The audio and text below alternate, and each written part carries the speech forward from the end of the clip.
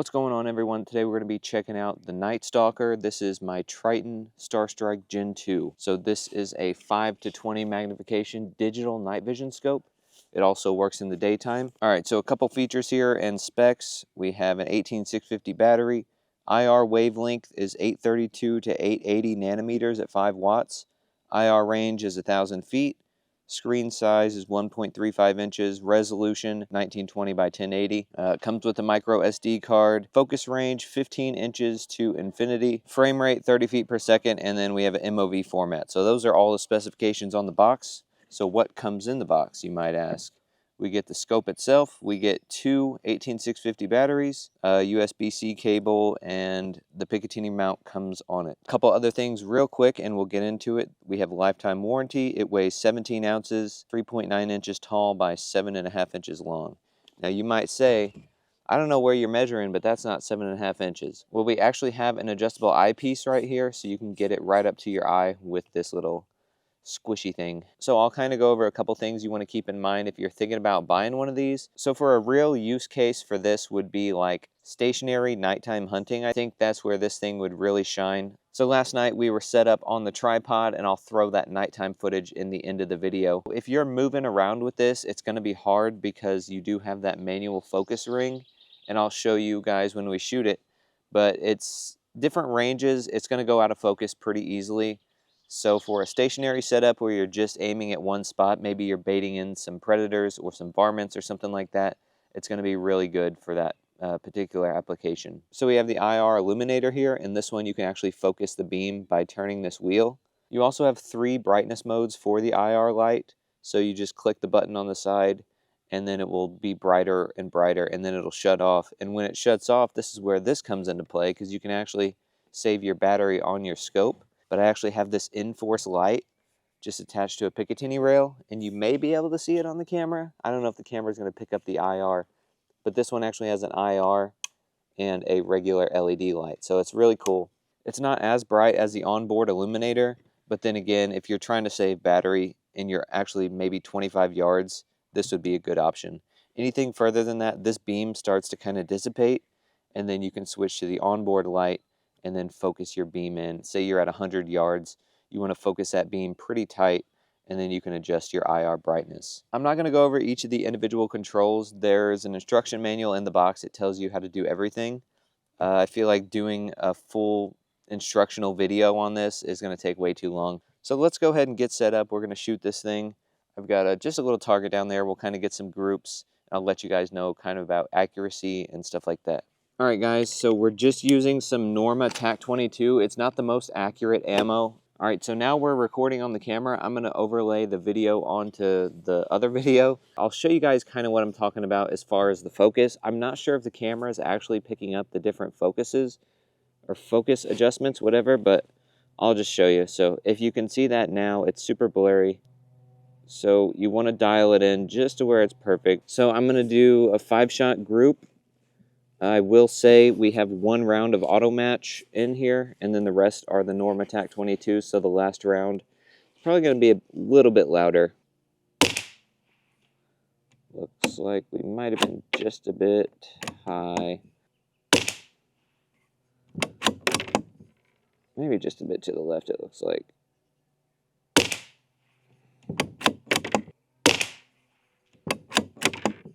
This last one's going to be louder. Yeah, 1200 FPS versus 1080. So let's go down and look at our target. We can kind of see it on the scope, but I mean, it's a digital camera essentially zoomed in at 20 times, so it's not going to be the most clear. If you're hunting animals or something like that, it's going to be fine, but for target shooting, trying to get super tight groups, probably not the best. But we were able to get it zeroed yesterday, and I mean, if you guys can tell, it looks pretty close to the center. So I'm going to go ahead, we'll bring the camera down there and check it out.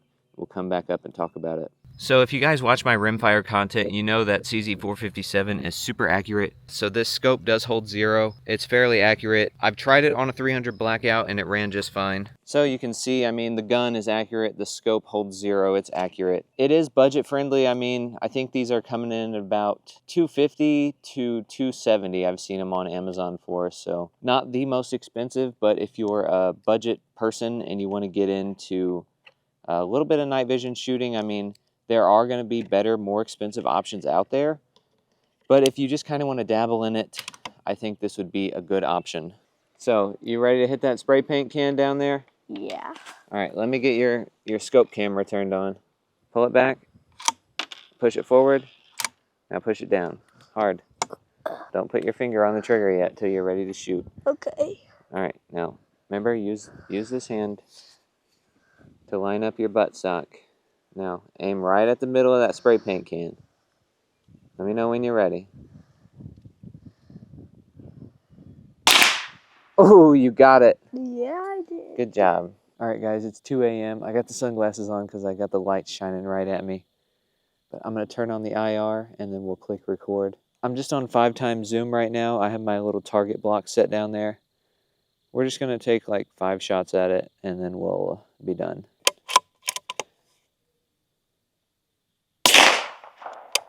So I'm using Federal Auto Match, so it's a little bit louder.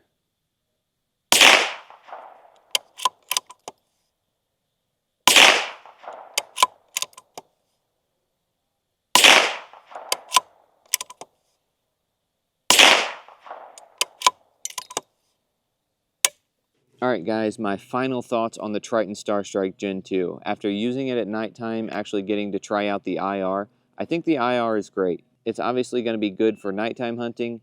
For daytime stuff, if this is all you had, I mean, you could use it for both, but where this is really going to shine is the nighttime application, because your normal scopes aren't going to work at nighttime. You're not going to be able to see unless you're using a flashlight, and sometimes you don't want to be seen, so night vision is going to be good.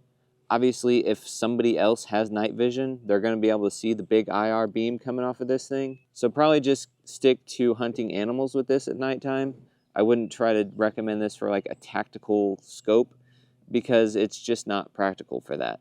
One other thing that I really would like to see out of maybe the Gen 3 or something like that is a 1 power all the way up to like 20 or whatever.